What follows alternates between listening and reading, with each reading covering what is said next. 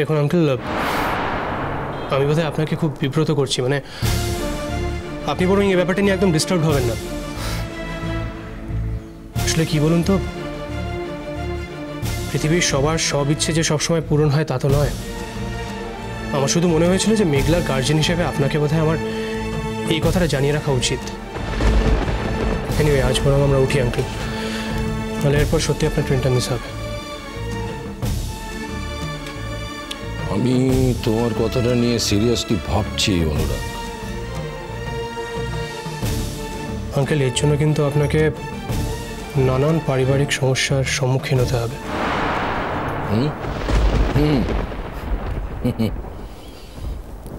হ্যাঁ, সে তো আমি বুঝে নেব।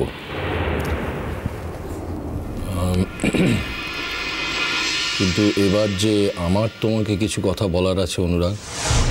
হ্যাঁ, বলুন না। কথাটা কিভাবে বলবো বুঝতে পারছি না। কথাটা মেঘলাকে নিয়ে। মেঘলাকে নিয়ে কি কথা বলুন? মেঘলার জীবনে একটা গোপনীয়তা আছে, একটা সত্য আছে যেটা মেঘমা নিজেও জানে না।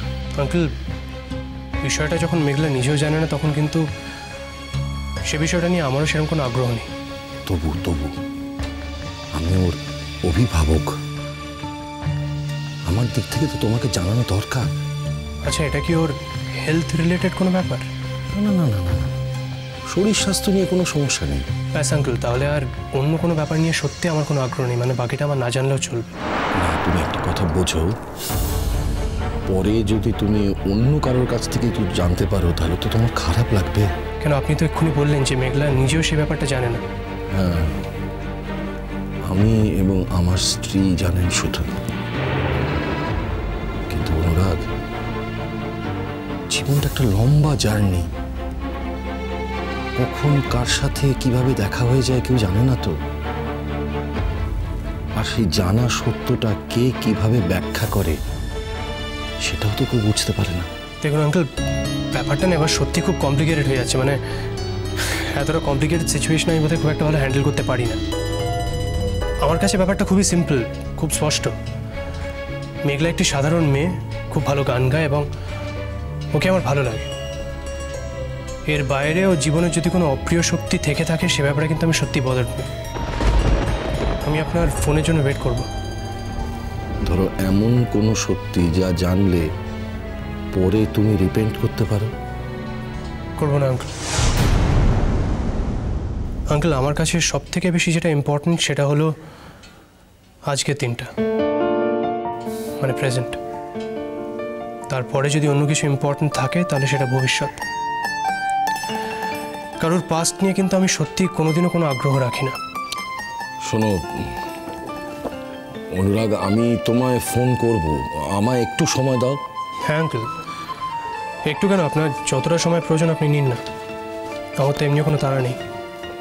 আমি তোমার প্রস্তাবে সম্মত, কিন্তু বাড়িতে কথা না বলে তো। জানি। দেখুন আঙ্কেল, আমার কাছে আপনার সম্মানটাই সব থেকে বড়, তার থেকে বড় আর কিছু নেই। এবার আমাকে উঠতেই হবে। এক্সকিউজ মি আঙ্কেল, দেওয়া আছে, আসুন। এই ব্যাপারটা কি? আমি বড়, তুমি ছোট, তুমি এরকম দিয়ে দেবে কেন? এরকম জাটা মতো কে করতে বলেছে? আচ্ছা আঙ্কেল, আজকে তো আপনাকে আমি এখানে আসতে রিকোয়েস্ট করেছি, আর তাছাড়া মাঝে মধ্যে ছোটদের অভিভাবকত্ব মেনে নিতে হয়। আর ওয়েল সেড, ভালো গুগলি দিয়েছো। চলো।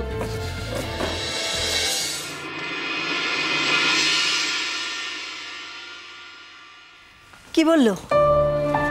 কি ব্যাপার বলো, কি বললো ওরা? নতুন করে কি বলবে? কেন গিয়েছিলাম জানো তো? না মানে আর কিছু বললো কি না তাই? যা ওরা ফোনে বলেছিলেন আবার তাই বলেছেন। জল দাও খাই। অদ্ভুত মানুষেরা, হ্যাঁ অদ্ভুত। আচ্ছা, ওনারা কি বুঝতে পারছেন না?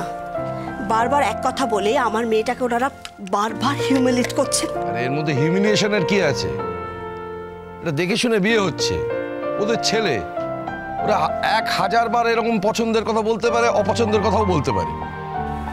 অদ্ভুত মানুষ তুমি। হ্যাঁ, তুমি এক এক সময় এমন অদ্ভুত কথা বলো না, তার মানে আমি বুঝতে পারি না। তোমার সাথে কথা বলাটা একটা হ্যাপা। ধরো, বুঝেছো আমার সঙ্গে কথা বলাটা হ্যাপা? এবং আমি যথেষ্ট এতটা জার্নি করে এসে আমি খুব ক্লান্ত, আমার তর্ক করতে ইচ্ছে করছে না। বাবি, বলো মা। তুমি কি ওদের নেকলেসটা ফেরত দিয়েছো?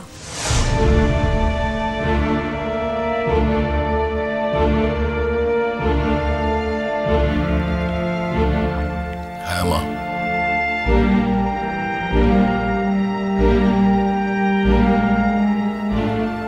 বাবি, এই তো আমার মেঘুয়া বুড়ি আমার জন্য চা করে এনেছে। বাবি, চা দেওয়ার জন্য তো এখানে আসেনি, চা বানানোটা তোর একটা অজুহাত। কি? হ্যাঁ, এটাই সত্যি। আসলে ও এখানে কেন এসছে জানো? এটা শুনতে এসছে তুমি ওই বাড়িতে যাওয়ার পরে ওই বাড়ির লোকেরা তোমাকে হাতে পায়ে ধরে রাজি করিয়েছে কিনা, ওকে ওই বাড়ির বউ করে নিয়ে যাওয়ার জন্য। আর সেই আনন্দের খবরটা শুনতেই তো এখানে এসেছে।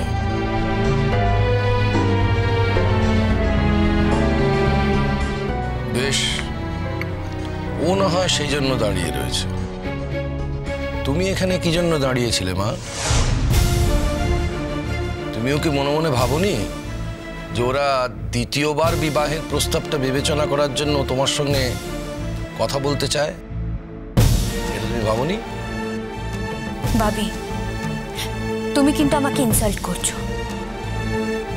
তুমি অন্যদের ইনসাল্ট করতে পারো, অন্যরা তোমাকে ইনসাল্ট করলেই দোষ। তুমি কি মানুষ গো? তুমি নিজের মেয়েকে এইভাবে বলছো? মেয়েটা একে আমার লজ্জায় অপমানে মরমে মরে আছে, তার উপর তুমি ওকে এইভাবে বলছো? তোমার বড় মেয়ে কখনোই লজ্জায় মরমে মরে থাকে না মহুয়া। মেয়ে বলেই কি সবসময় ওর সঙ্গে সাজিয়ে গুছিয়ে মানিয়ে গুনিয়ে কথা বলে সন্তুষ্ট রাখতে হবে ওকে?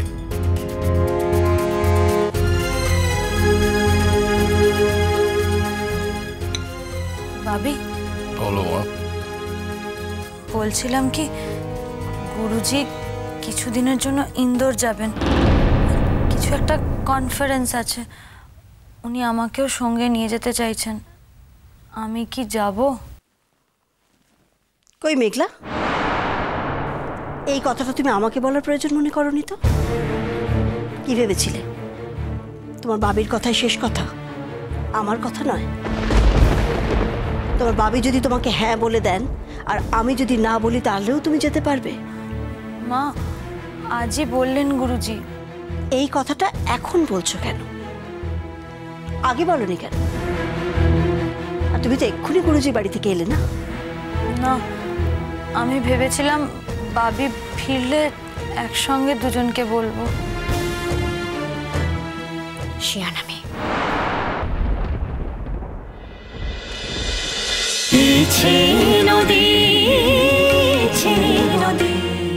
স্টার জলসার প্রিয় শো দেখার জন্য সাবস্ক্রাইব করুন আমাদের ইউটিউব চ্যানেলে এবং আপডেটেড থাকার জন্য প্রেস করুন বেল আইকন। চলো চলো চলো চলো পাল্টাই।